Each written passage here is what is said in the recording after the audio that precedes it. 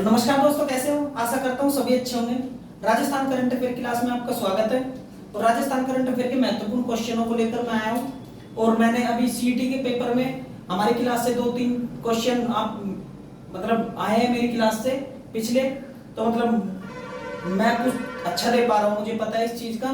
तो आप हमारी बैक क्लास देखना, उसमें भी आपको अच्छे क्वेश्चन देखने को मिलेंगे। और आगे जो आने वाली क्लास है उसमें भी अब जो सीईटी का पेपर आएगा 12th लेवल का, उसमें भी आपको देखने को डेफिनेटली क्वेश्चन मिलेंगे। तो हम आज का क्वेश्चन स्टार्ट करते हैं और बहुत अच्छा लगता है जब ऐसे क्वेश्चन हमारी क्लास से उसमें आते हैं।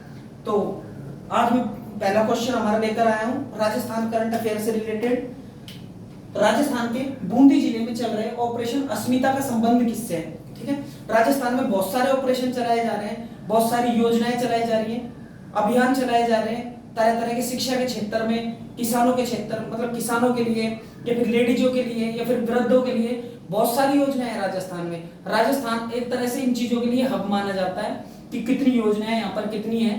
ठीक है, जैसे ही सेंट्रल गवर्नमेंट की होती है सेम टू सेम उसी तरीके से, या फिर हमारी योजनाएं पहले आ जाती है, सेंट्रल गवर्नमेंट में बाद में आ जाती है। जैसे कि स्वास्थ्य के क्षेत्र में लगा लो। तो आज का पहला क्वेश्चन क्या कहता है? ऑपरेशन अस्मिता का संबंध। ऑपरेशन अस्मिता का संबंध किससे है? तो मैं आपको बता देता हूँ, बालिका शिक्षा को बढ़ावा देने के लिए, माहवारी स्वच्छता प्रबंधन के लिए, वैश्यवृत्ति की बुराइयों को खत्म करना और बाल विवाह पर रोक के लिए। तो मैं आपको बता देता हूँ, देखो बाल विवाह के लिए आपको पता होगा कि ग्रामीण क्षेत्रों में बाल विवाह ज्यादा होते हैं। ठीक है, अब तो फिर भी रोक लग गई चीजों पे क्योंकि शिक्षा हर क्षेत्र में पहुंच चुकी है, राजस्थान के हर क्षेत्र में। तो बाल उम्र क्या है? 21 वर्ष लड़के की है, ठीक है, और लड़की की 18 वर्ष है। उसी तरीके से अगर मैं आपको बात बताऊं माहवारी स्वच्छता प्रबंधन के लिए, तो यहाँ पर एक योजना चलाई जाती है राजस्थान में, वो मैं आपको बताऊंगा। और बालिका शिक्षा को बढ़ावा देने के लिए भी योजना चलाई जा रही है, और वैश्यवृत्ति की बुराइयों को खत्म करनी। तो इसका आंसर है वैश्यवृत्ति की बुराइयों को खत्म करना है इसमें। ठीक है, अब मैं आपको समझाऊंगा वैश्यवृत्ति की बुराइयां कैसे हैं, क्या है वैश्यवृत्ति, ये क्या मतलब सेक्स वर्कर, क्या मतलब ऐसे क्यों लोगों को जरूरत पड़ती है इन चीजों की, तो मैं आपको बताऊंगा। इससे पहले आप स्क्रीनशॉट लो इसका।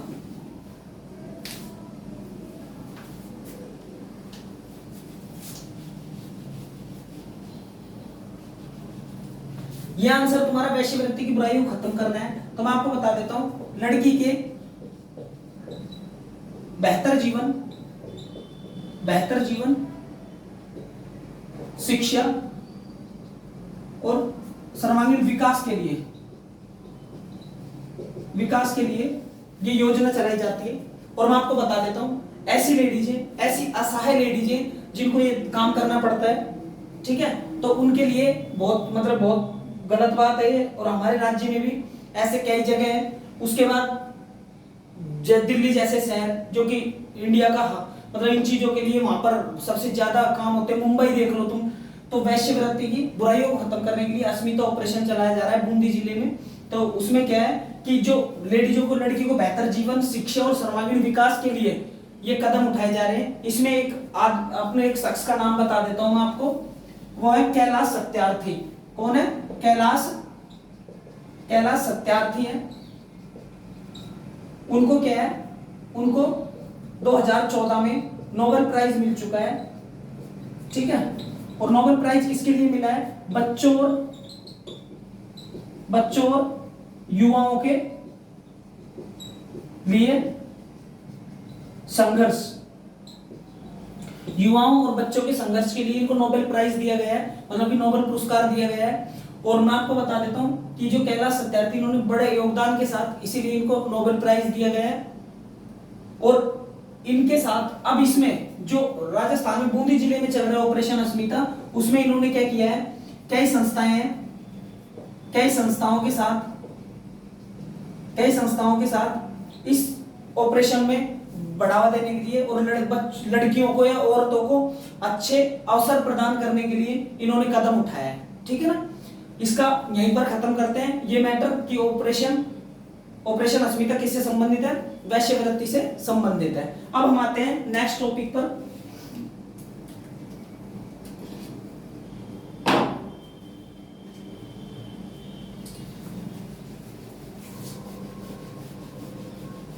ये किस किस कैटेगरी में आता है? ये अनैतिक में आता है, अनैतिक अनैतिक व्यापार की कैटेगरी में, ठीक है ना। और एक कैटेगरी में ये अनैतिक व्यापार अधिनियम कब आता है? यह अधिनियम आता है 2000, कब बनाया गया है? 1950-56 है, कितना है ये बनाया गया था? 1956 है शायद, 1956, 50 नहीं है, 56 है। 1956 में यह अधिनियम आता है और इसमें बताया गया है कि ये एक व्यापार है, ठीक है, और इसको बिल्कुल बंद किया जाए। लेकिन सुप्रीम कोर्ट, उच्चतम न्यायालय जो कि भारत का एक है, दिल्ली में, उसने साफ मना किया है, उसने साफ बोला है कि वैश्यवृत्ति एक पेशा है। क्या है? एक पेशा है। किसी से जबरन या धमका कर किसी फोर्सेबल काम नहीं करवाया जाए। अगर वो अपनी मर्जी से करते हैं तो उसको क्या वैश्यवृत्ति के पेशे के रूप में दिया है, ठीक है, एक काम के रूप में बांटा गया है, ठीक है ना। अब हम बात करते हैं, यह अनैतिक व्यापार निवारण है, क्या है? निवारण है अधिनियम। अब हम बात करते हैं कौन से अनुच्छेद आते हैं ऐसे, कौन से अनुच्छेद हैं? आर्टिकल 23 और 24 जो बोलते हैं शोषण के विरुद्ध अधिकार, ठीक है ना। और जो शोषण के विरुद्ध अधिकार में उसी में आता है, एक तो आर्टिकल 21 कहता है, आर्टिकल 21 क्या कहता है? आर्टिकल 21 कहता है कि यौन कर्मियों को भी जीवन जीने का अवसर मिलना चाहिए, जीवन जीने का अवसर मिलना चाहिए उनको, उसी तरीके से जीवन जीने का अधिकार भी है जैसे कि आर्टिकल 21 में हमको पता है। और आर्टिकल 23(1) है, उसमें वैश्यावृत्ति या देह व्यापार पर रोक है। आर्टिकल 23(1) कहता है कि वैश्यवृत्ति या देह व्यापार पर रोक है। मानव के अंगों को बेचना, ठीक है, मानव के अंगों को बेचना भी किसमें आता है? आर्टिकल 23 और 24 में शोषण के विरुद्ध अधिकार में ही आता है, ठीक है ना। अब हम बात करते हैं, जो मैंने आपको एक चीज बताई थी अभी, सम्मान पूर्वक जीने का अधिकार, आर्टिकल 21 में यौन कर्मियों को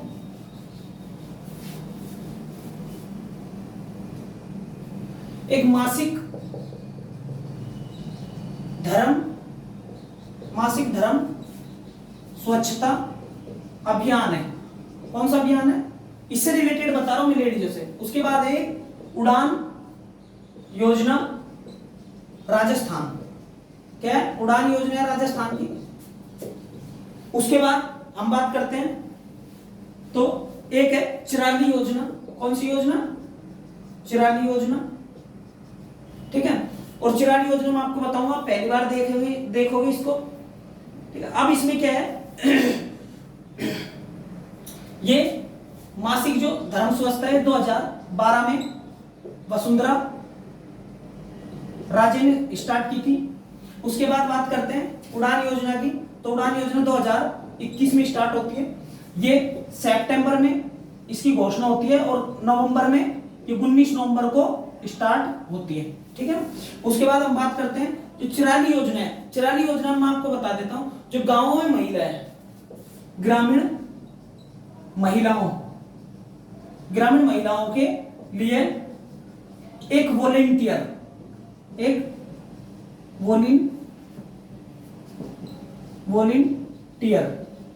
ठीक है ना। और वॉलंटियर कौन होता है? स्वयं सेवक। कौन होता है? एक स्वयं सेवक होता है जो कि लेडीजों को जानकारी रखेगा, लेडीजों के बारे में, इनको क्या दिक्कत है क्या नहीं है। तो चिराली योजना का संबंध किससे?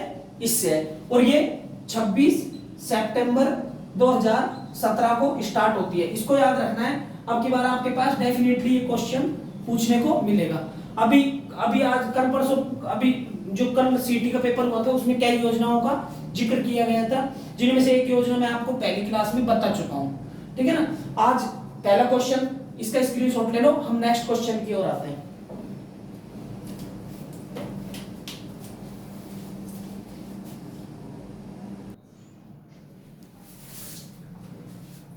हाँ तो फ्रेंड्स, दूसरा क्वेश्चन हमारा देखते हैं, और बहुत अच्छा क्वेश्चन है ये। अभी डेफिनेटली अगले पेपर में इसका ये आपको देखने को मिल जाएगा। राजस्थान मिलेट्स प्रोत्साहन मिशन के अंतर्गत centre of excellence for millets की स्थापना कहां पर की गई है? तो राजस्थान में आपको पता ही होगा 33 जिले हैं, 33 जिले हैं। कितने जिले हैं? 33 जिले हैं। और 33 जिलों में कुछ ना कुछ इंपॉर्टेंट चीजें आपको 10 तो कम से कम याद रखनी ही पड़ेगी, ठीक है। उससे आपका बेस क्लियर होगा, और बेस के बाद फिर आपको ऐसी चीजें पकड़ में आने लगेंगी, ताकि आप, अब ये नई चीज है तो आपको मैं बता देता हूँ। राजस्थान मिलेट्स प्रोत्साहन के अंतर्गत सेंटर ऑफ एक्सीलेंस मिलेट्स की स्थापना कहां पर की गई? सबसे पहली बात तो हम देखते हैं मिलेट्स क्या होता है। तो मिलेट्स होता है मोटा अनाज, बोल दो इसको मोटा अनाज, या फिर बाजरा बोल दो। क्या बोल दो? बाजरा, ठीक है। सबसे पहली बात। दूसरी बात बता देता हूं आपको, बाजरा वर्ष 2023 घोषित किया गया था, ठीक है। ये तो हो गया आपका सीधा सा क्वेश्चन। अब हम बात करते हैं कौन सी जगह पर मिलेट्स की स्थापना की गई है सेंटर ऑफ एक्सीलेंस की।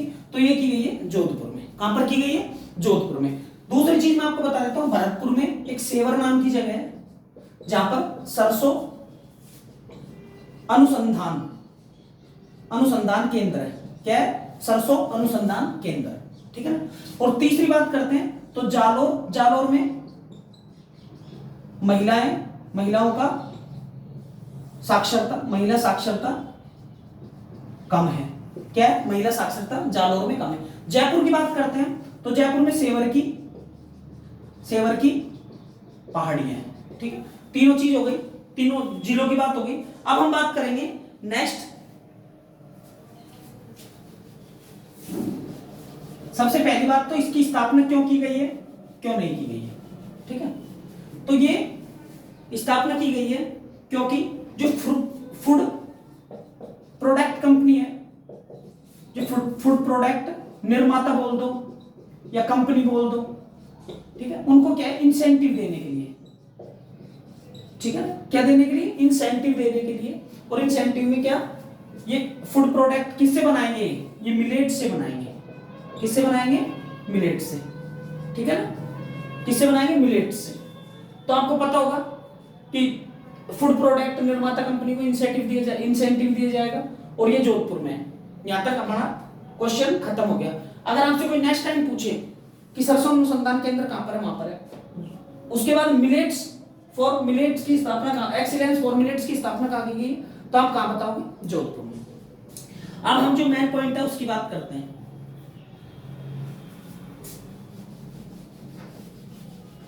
इसी चीज को प्रभावी बनाने के लिए 11 अभियान योजनाएं चलाई जा रही हैं, जिनमें से एक ये भी है, ठीक है। जिनमें से ये भी है, क्या? ये जो प्रोत्साहन मिशन है ना मिलेट्स का, ये, ठीक है। अब हम बात करेंगे कि जो इसकी स्थापना, इसकी प्रोत्साहन मिशन के अंतर्गत जोधपुर के कहां पर इसकी स्थापना की गई? कहां पर गई? जोधपुर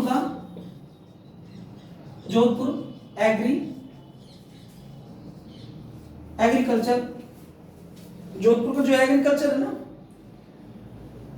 जोधपुर एग्रीकल्चर यूनिवर्सिटी में 5 करोड़ की लागत से, कितने करोड़ की? 5 करोड़ की लागत से इसका निर्माण किया गया है, ठीक है ना। अब हम बात करते हैं जोधपुर में और क्या क्या है, मैं आपको बाद में बताऊंगा। उसके बाद हम बात करते हैं कि इसमें 100 करोड़ रुपए से 15 लाख लोगों को, 15 लाख, ठीक है। ये बस 100 करोड़ रुपए की लागत से किया गया है, और उसमें 15 लाख लोग मतलब लाभान्वित होंगे, ठीक है, ये आपका मेन क्वेश्चन था। अब इसके बाद आते हैं इससे रिलेटेड क्वेश्चन की बात करते हैं। अब हम थोड़ी सी जोधपुर की बात करते हैं। जोधपुर की बात कर लेते हैं। उस जोधपुर से पहले एक बात बता देता हूं, कृषि बजट को अब के जो बजट गया है पिछला, उसमें आम बजट से अलग कर दिया गया, अलग से पेश किया, ठीक है। कृषि बजट को आम बजट से अलग पेश किया गया था। उसी तरीके से मैं आपको बता देता हूं 1924 में रेल बजट को आम बजट से भारत सरकार ने किया था अलग। उसके बाद 2016 में फिर से आम बजट में मिला दिया। यहां तक कोई दिक्कत नहीं है ना आपको? ठीक है। अब हम जोधपुर की बात कर लेते हैं। कल ये क्वेश्चन आया था, रातानाडा हवाई अड्डा कहां पर है? रातानाडा हवाई अड्डा कहां पर है? तो वहां पर है। अगर पूनम स्टेडियम की बात करते हैं, पूनम स्टेडियम की, तो पूनम स्टेडियम कहां पर है? जोधपुर में नहीं, बरकतुल्ला खान स्टेडियम है। पूनम तो कहां पर है? पूनम स्टेडियम जैसलमेर में, और बरकतुल्ला खां स्टेडियम कहां पर है? बरकतुल्ला खां स्टेडियम जोधपुर में। जोधपुर की बात करते हैं, उम्मेद भवन कहां पर है? उम्मेद भवन जोधपुर में। जसवंत थड़ा कहां पर है? जसवंत थड़ा, जिसको हम राजस्थान का ताजमहल कहते हैं, राजस्थान का ताजमहल, ये कहां पर है? ये भी वहां पर है। मेहरानगढ़ की बात करते हैं, तो मेहरानगढ़ कहां पर है? जोधपुर में, ठीक है। 1559 में बनाया गया। तो ऐसे क्वेश्चन है कुछ इंपॉर्टेंट, तो आप इनका स्क्रीनशॉट ले लो। उसके बाद हम आगे चलते हैं।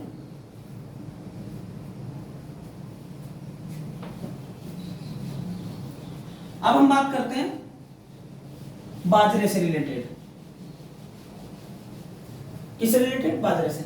अगर हम बात करते हैं भारत में 45% बाजरा अकेला राजस्थान उत्पादन करता है, जो कि प्रथम स्थान पर है। कौन से स्थान पर? प्रथम स्थान पर। दूसरी बात करेंगे हम, दूसरी बात करते हैं तो राजस्थान में सबसे ज्यादा बाड़मेर में बाजरा पैदा होता है, ठीक है। और बाजरा किस फसल में आता है? तो खरीफ की फसल में आता है, ठीक है। खरीफ की, अगर हम खरीफ की फसल की बात करते हैं, खरीफ की फसल में सबसे ज्यादा राजस्थान उत्पादन करता है वो बाजरे का करता है। अगर हम रबी की फसल की बात करते हैं, किसकी? रबी की फसल की बात करते हैं, तो सबसे ज्यादा गेहूं का उत्पादन होता है, ठीक है। ये क्वेश्चन आपको बहुत कहीं ना कहीं अच्छे साबित होंगे आपके लिए, ठीक है ना। अब हम बात करते हैं, इनको आप उतार लो। उसके बाद मैं 2-3 चीजें और बता देता हूं।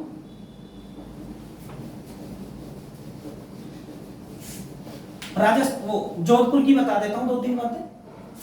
जोधपुर में IIT है, ठीक। जोधपुर में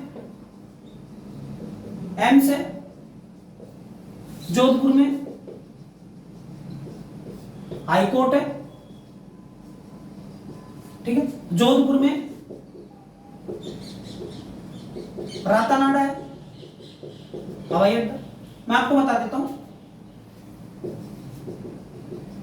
हवाई अड्डा IIT 2008 में स्थापित होती है, एम्स 2012 में स्थापित होता है, हाई कोर्ट 1949 में बनता है, हवाई अड्डा ये इसका डेट और लिख लो 29 अगस्त में है, ठीक है। कल भी क्वेश्चन पूछा गया था। हवाई अड्डे की बात करते हैं तो हवाई अड्डा रातानाडा है, वो 1924 और 25 में निर्माण स्टार्ट होता है और 1932 में बनकर तैयार हो जाता है। महाराजा उम्मेद सिंह ने बनवाया, ठीक है। अगर बात करते हैं एक हवाई अड्डा हो रहा है डबोक, कौन सा है? डबोक हवाई अड्डा, और ये क्वेश्चन पूछेंगे आपसे, और डबोक हवाई अड्डा कहां पर है? उदयपुर में। ठीक है, ये आज का सेकंड क्वेश्चन था हमारा। अब हम नेक्स्ट क्वेश्चन की ओर आते हैं, उससे पहले आप देखो अगर बजट की बात करेंगे हम, तो बजट, पहला बजट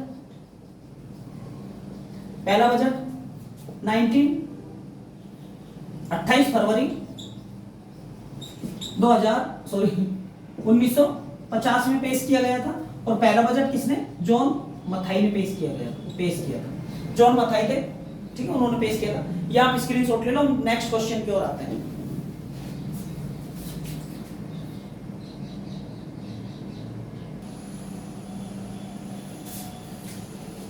हाँ तो फ्रेंड, हमारा लास्ट क्वेश्चन और सबसे बेहतरीन क्वेश्चन है आज का। बेहतरीन तो पिछला भी था, उससे पहला भी था, लेकिन ये भी आपके लिए अच्छा ही साबित होगा।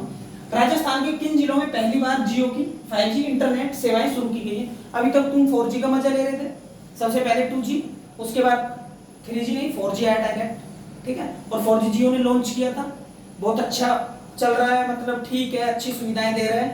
उसके बाद अब आपको 5G की सौगात भी किसने? सीएम जी ने, मतलब अशोक गहलोत जी ने घोषणा कर दी, और ये स्टार्ट हो जाएगा हमारे राज्य के जयपुर, जोधपुर, उदयपुर, या सभी।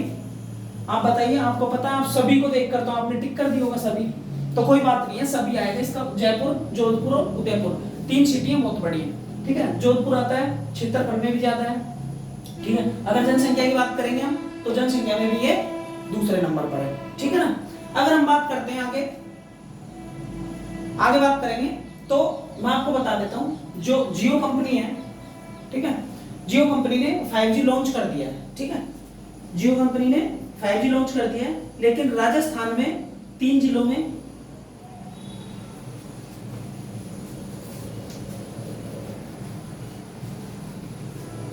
यह है telecom service provide company 5G, sorry Jio, इसने एक कॉमर्शियल लॉन्चिंग की है, ठीक है ना, 5G की। किसकी? 5G की। अब हम इसको कॉमर्शियल तो बोल ही रहे हैं, अब हम जियो की फुल फॉर्म भी देखेंगे। पहले आपने जियो की फुल फॉर्म नहीं देखी होगी कहीं पर भी, मुझे पता है, बस जियो जियो जियो, लेकिन जियो की फुल फॉर्म नहीं है, आज मैं आपको बता दूंगा, ठीक है। और ये एक, मैं आपको बता देता हूँ, ये एक संस्था होती है, ठीक है। इसका एक मिनिस्टर भी होता है, संचार मिनिस्टर होता है राजस्थान, इंडिया में भी है। अब इनको क्या है, ऑथराइज करते हैं। तो 5G की सुविधाएं वैसे तो हमको 2016 में ही मिल गई थी। जियो कंपनी कब आई थी? 2016 में आई थी, और यहाँ से 4G स्टार्ट हो गया था। कौन सा स्टार्ट हो गया था? 4G स्टार्ट हो गया। लेकिन अब 2022 में 1 अक्टूबर 2022 में दिल्ली, मुंबई, चेन्नई, बेंगलुरु जैसे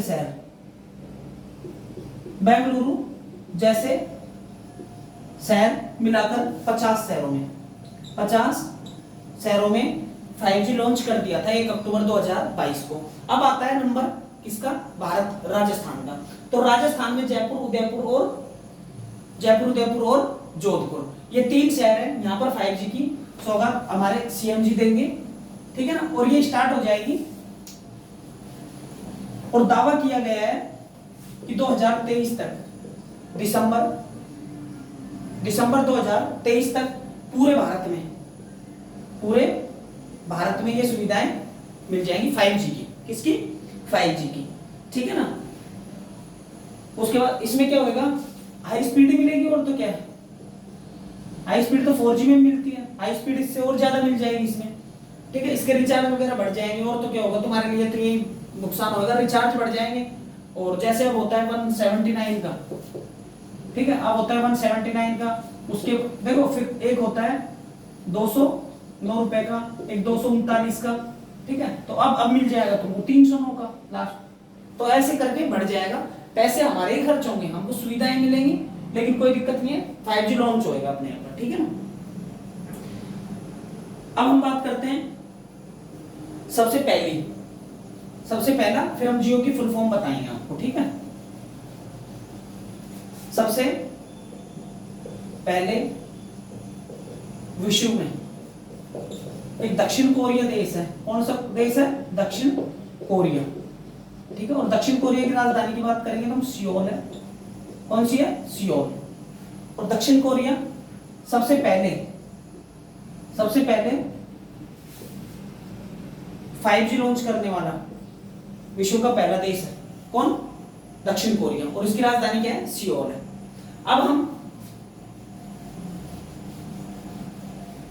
अब हम किसकी, जियो की फुल फॉर्म देख लेते हैं।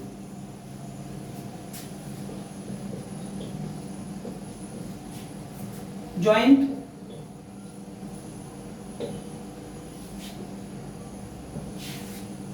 इम्प्लीमेंटेशन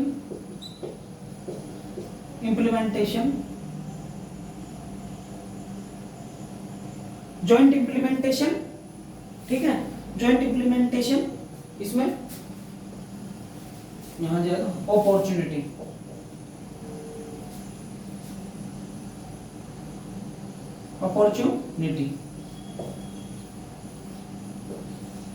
अब मैं आपको बता देता हूं, ये जॉइंट इम्प्लीमेंटेशन अपॉर्चुनिटी है इसकी फुल फॉर्म। इसका मतलब क्या होता है?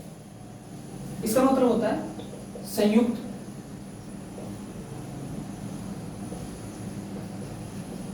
कार्यान्वयन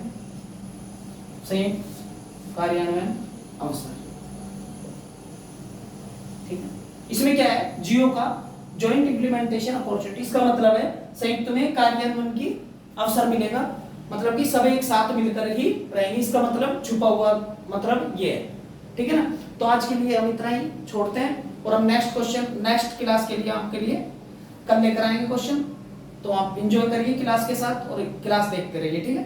बाय बाय।